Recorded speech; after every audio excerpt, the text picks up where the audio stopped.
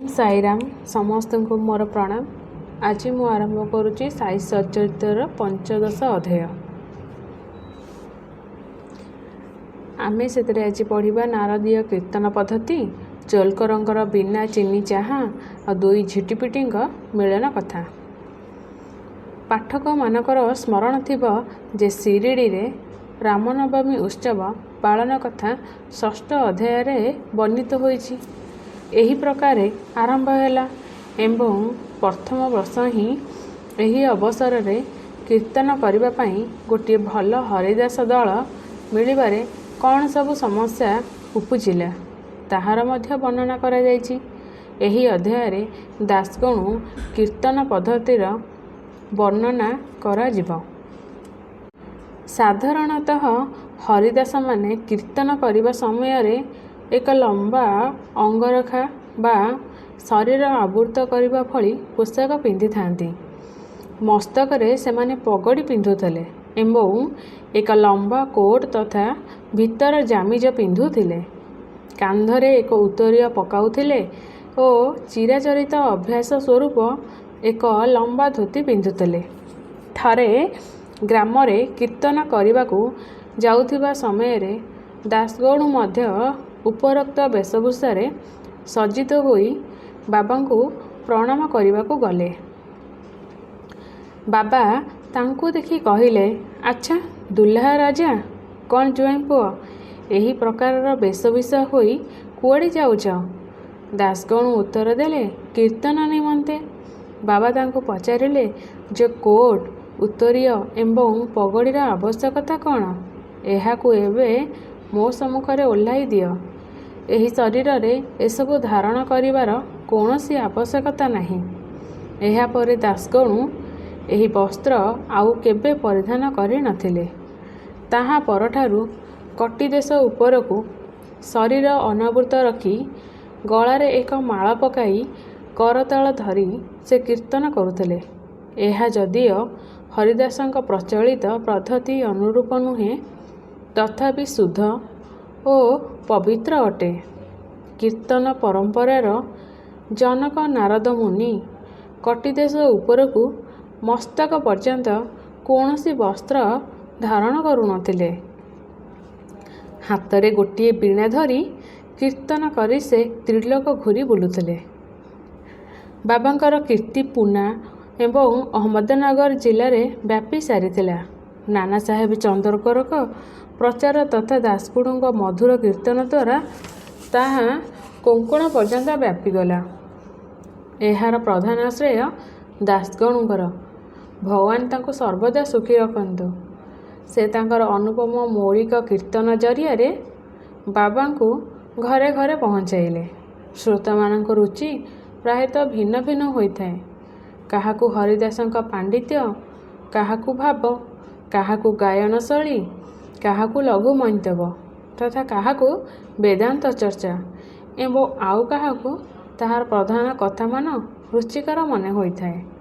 किंतु एपरि क्वचित लोक थिबे जहाँक हृदय रे संतଙ୍କ कथा बा कीर्तन शुणी श्रद्धा एवं प्रेमर धारा प्रभावित न होइछि। दासगणुଙ୍କର कीर्तन श्रोता मानकर हृदय रे स्थायी प्रभाव पकाउथिला। एपरिकी एक घटना निम्न रे उल्लेख करागला। थाने रे श्री गोपीनेश्वर मंदिर रे दासगणु थरे श्री साई बाबांक गुणगान करुथले। श्रोता मानक मध्य रे चोलकर नामक जने व्यक्ति जे कि थाने रो देवानी अदालत रे अस्थायी कर्मचारी भावे कार्य करुथले उपस्थित थिले। दासगणुकर कीर्तन शुणी से बेस प्रभावित हेले एवं मन को मन बाबा को प्रणाम करी प्रार्थना करने को लगिले कि हे बाबा, मु जड़े निर्धन व्यक्ति एवं मोर परिवार भल रूपे प्रतिपोषण करिबारे मध्य असमर्थ अटे। जदि मु आपणक कृपारू विभाग्य परीक्षा रे उत्तीर्ण हो जाए, आपणक श्रीचरण रे उपस्थित होई आपणक निमित्त मिश्री प्रसाद वितरण करिबी। भाग्य सहायक हैला एवं चोलकर परीक्षा रे उत्तीर्ण हेले। तांकर चाकरी मध्य स्थायी होईगला। एबे केवल प्रतिज्ञा बाकी रहिला, शुभस्य शीघ्रम। ସେ ଚୋଲକର ନିର୍ଧନ ତ ଥିଲେ, ତାଙ୍କର ପରିବାର ମଧ୍ୟ ବହୁତ ବଡ଼ ଥିଲା। ତେଣୁ ସେ ଶିରିଡ଼ି ଯାତ୍ରା ନିମନ୍ତେ ବାଟ ଖର୍ଚ୍ଚ ଯୋଗାଡ଼ କରିବାରେ ମଧ୍ୟ ଅସମର୍ଥ ହୋଇପାରୁନଥିଲେ। ଥାନେ ଜିଲ୍ଲାର ଗୋଟିଏ ପ୍ରବାଦ ପ୍ରଚଳିତ ଅଛି ଯେ ନାଣେଘାଟ ଏବଂ ସହ୍ୟାଦ୍ରି ପର୍ବତ ଶ୍ରେଣୀ ଜଣେ ସହଜରେ ଅତିକ୍ରମ କରିପାରିବ, ପଛକେ ଜଣେ ଗରିବ ବ୍ୟକ୍ତି ଘର ବାହାରକୁ ଗୋଡ଼ କାଢ଼ିବା କଷ୍ଟକର। ଶ୍ରୀ ଚୋଲକର ତାଙ୍କର ପ୍ରତିଜ୍ଞା ଯଥାଶୀଘ୍ର ପୂରଣ କରିବାକୁ ବ୍ୟାକୁଳ ଥିଲେ। ସେ ମିତବ୍ୟୟିତ ଅବଲମ୍ବନ କରି ଖର୍ଚ୍ଚ ସଂକୋଚନ କଲେ ଓ ବିନା ଚିନିଯୁକ୍ତ ଚାହା ପିଇବାରେ ଲାଗିଲେ।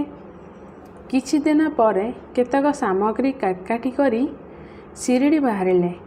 ଶିରିଡ଼ିରେ ପହଞ୍ଚି ବାବାଙ୍କର ଦର୍ଶନ କରି ତାଙ୍କର ଚରଣରେ ଲୋଟି ପଡ଼ିଲେ, ନଡ଼ିଆ ଅର୍ପଣ କଲେ ଏବଂ ପ୍ରତିଜ୍ଞା ଅନୁସାରେ ଶ୍ରଦ୍ଧାର ସହ ମିଶ୍ରି ବିତରଣ କଲେ। ବାବାଙ୍କୁ କହିଲେ ଯେ ଆପଣଙ୍କର ଦର୍ଶନ ଦ୍ୱାରା ମୋର ହୃଦୟ ଅତ୍ୟନ୍ତ ପ୍ରସନ୍ନତାରେ ପୂରିଗଲା। ମୋର ସମସ୍ତ କାମନା ଆପଣଙ୍କ କୃପାଦୃଷ୍ଟି ଦ୍ୱାରା ସେହିଦିନ ହିଁ ପୂର୍ଣ୍ଣ ହୋଇଯାଇଥିଲା। ମସଜିଦରେ ଶ୍ରୀ ଚୋଲକରଙ୍କର ଆତିଥ୍ୟ ପ୍ରଦାନ କରିଥିବା ବାପୁ ସାହେବ ମଧ୍ୟ ଯୋଗ ଦେଇ ସେଠାରେ ଉପସ୍ଥିତ ଥିଲେ। ଯେତେବେଳେ ସେ ଦୁହେଁ ସେଠାରୁ ଯିବାକୁ ଉଦ୍ୟତ ହେଲେ, ବାବା ଶ୍ରୀଯୋଗଙ୍କୁ ନିମ୍ନ ପ୍ରକାରେ କହିଲେ, ତୁମର ଅତିଥିଙ୍କୁ ଚାହା ପିଆଲାରେ ଭଲ କରି ଚିନି ପକାଇ ଚାହା ଦେବ। ଏହି ଅର୍ଥପୂର୍ଣ୍ଣ ବାକ୍ୟ ଶୁଣି ଶ୍ରୀ ଚୋଲକରଙ୍କ ହୃଦୟ ଦ୍ରବୀଭୂତ ହୋଇଗଲା ଏବଂ ତାଙ୍କର ଆଶ୍ଚର୍ଯ୍ୟର ପାରବାର ରହିଲା ନାହିଁ। ତାଙ୍କର ନେତ୍ରଦ୍ୱୟରୁ ଅଶ୍ରୁଧାର ପ୍ରବାହିତ ହେବାକୁ ଲାଗିଲା ଏବଂ ସେ ପ୍ରେମରେ ବିହ୍ୱଳ ହୋଇ ଶ୍ରୀଚରଣରେ ପୁଣି ଥରେ ଲୋଟି ପଡ଼ିଲେ। ଶ୍ରୀଯୋଗ, ଅଧିକ ଚିନି ମିଶାଇ ପିଆଲାରେ ଅତିଥିଙ୍କୁ ଚାହା ଦିଅ। ଏହି ବିଚିତ୍ର ନିର୍ଦ୍ଦେଶ ଶୁଣି ବଡ଼ କୌତୂହଳରେ ପଡ଼ିଥିଲେ ଯେ ଏହାର ଅର୍ଥ କ'ଣ। ଯଦିଓ ବାବା ଚୋଲକରଙ୍କ ସଂକେତ ଦେଇଥିଲେ ଯେ ଚିନି ଛାଡ଼ିବା କଥା ଭଲ ଭାବେ ଜାଣିଛନ୍ତି। ବାବାଙ୍କର ଉକ୍ତି ଥିଲା, ତୁମେ ଯଦି ଶ୍ରଦ୍ଧାପୂର୍ବକ ମୋ ପ୍ରତି ହାତ ବଢ଼ାଇବ, ତାହେଲେ ମୁଁ ସର୍ବଦା ତୁମ ସାଙ୍ଗରେ ରହିବି।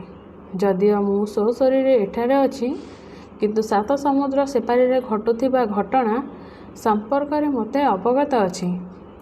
ମୁଁ ତୁମର ହୃଦୟରେ ବିରାଜିତ ଅଛି, ତୁମର ଅନ୍ତରସ୍ଥ ରୂପରେ ବିଦ୍ୟମାନ ରହିଛି। ତୁମର ସମସ୍ତ ପ୍ରାଣିକ ହୃଦୟରେ ଯିଏ ବାସ କରୁଛି, ତାଙ୍କର ହିଁ ପୂଜା କର। ଯେଉଁମାନେ ମୋର ଏହି ସର୍ବବ୍ୟାପୀ ସ୍ୱରୂପ ସମ୍ପର୍କରେ ପରିଚିତ ଅଛନ୍ତି, ବାସ୍ତବିକ ସେମାନେ ସୌଭାଗ୍ୟଶାଳୀ। ବାବା ଶ୍ରୀ ଚୋଲକରଙ୍କୁ କେତେକ ଅନୁପମ ତଥା ମହତ୍ତ୍ୱପୂର୍ଣ୍ଣ ଶିକ୍ଷା ପ୍ରଦାନ କଲେ। ଏବେ ଆମେ 2ଟି ନିଷ୍ପାପ ଝିଟିପିଟିଙ୍କ କଥା ସହ ଏହି ଅଧ୍ୟାୟ ସମାପ୍ତ କରିବା। ଥରେ ବାବା ମସଜିଦରେ ବସିଥିଲେ। ଏହି ସମୟରେ ଗୋଟିଏ ଝିଟପିଟ ଟିକ୍ ଟିକ୍ କରିବାକୁ ଲାଗିଲା। କୌତୂହଳବଶତଃ ଜଣେ ଭକ୍ତ ବାବାଙ୍କୁ ପଚାରିଲେ କି ଝିଟପିଟ ଟିକ୍ ଟିକ୍ କରିବାର ପଶ୍ଚାତରେ କ'ଣ କୌଣସି ବିଶେଷ ଅର୍ଥ ଅଛି କି? ଏହା ଶୁଭ ନା ଅଶୁଭ? ବାବା କହିଲେ କି ଏହି ଝିଟିପିଟିର ଭଉଣୀ ଆଜି ଔରଙ୍ଗାବାଦରୁ ଆସିବାର ଅଛି, ଏଥିପାଇଁ ସେ ଆନନ୍ଦରେ ଫୁଲି ଉଠୁଛି। ସେହି ଭକ୍ତ ବାବାଙ୍କ କଥାର ଅର୍ଥ ବୁଝିପାରିଲା ନାହିଁ, ତେଣୁ ସେ ଚୁପଚାପ ସେଠାରେ ବସି ରହିଲା। ଏହି ସମୟରେ ଔରଙ୍ଗାବାଦରୁ ଜଣେ ବ୍ୟକ୍ତି ଘୋଡ଼ାରେ ବସି ବାବାଙ୍କ ଦର୍ଶନ ନିମିତ୍ତେ ଆସିଲେ। ସେ ଆଗକୁ ଯିବାକୁ ଚାହୁଁଥିଲେ, କିନ୍ତୁ ଘୋଡ଼ା ଅତ୍ୟଧିକ କ୍ଷୁଧିତ ଦେବା ଯୋଗୁଁ ଆଗକୁ ଗଲା ନାହିଁ। ତେଣୁ ତା'ର ମାଲିକ ତାକୁ ଚଣା ଖୁଆଇବା ନିମନ୍ତେ ଏକ ଥାଳି ବାହାର କଲେ ଏବଂ ସେଥିରୁ ଧୂଳି ଲାଗିଥିବାରୁ ତାହାକୁ ଝାଡ଼ିଦେଲେ। ଏହି ସମୟରେ ଗୋଟିଏ ଛୋଟ ଝିଟିପିଟି ସେଥିରୁ ଡେଇଁ ଡେଇଁ ବାହାରି ଆସିଲା ଏବଂ ସମସ୍ତଙ୍କ ଆଖି ସାମ୍ନାରେ କାନ୍ଥ ଉପରକୁ ଚଢ଼ିଗଲା।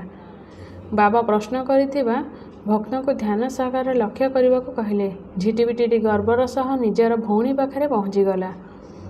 2 ଭଉଣୀ ବହୁତ ସମୟ ପର୍ଯ୍ୟନ୍ତ ପରସ୍ପର ସହିତ ଆଳାପ ଆଲୋଚନା କଲେ ଏବଂ ପରସ୍ପରକୁ ଚୁମ୍ବନ ତଥା ଆଲିଙ୍ଗନ କରି ଚାରିପାଖରେ ଘୂରି ଘୂରି ପ୍ରେମପୂର୍ବକ ନାଚିବାକୁ ଲାଗିଲେ। କେଉଁଠି ଶିରିଡ଼ି ଏବଂ କେଉଁଠି ଔରଙ୍ଗାବାଦ। କେଉଁପରି ଜଣେ ବ୍ୟକ୍ତି ଘୋଡ଼ା ଉପରେ ବସି ଥଳିରେ ଝିଟିପିଟିକୁ ଆଣି ସେଠାରେ ପହଞ୍ଚିଲେ ଏବଂ ବାବାଙ୍କୁ ସେହି ଦୁଇ ଭଉଣୀଙ୍କର ମିଳନର ବିବରଣୀ କିପରି ଜଣାଥିଲା।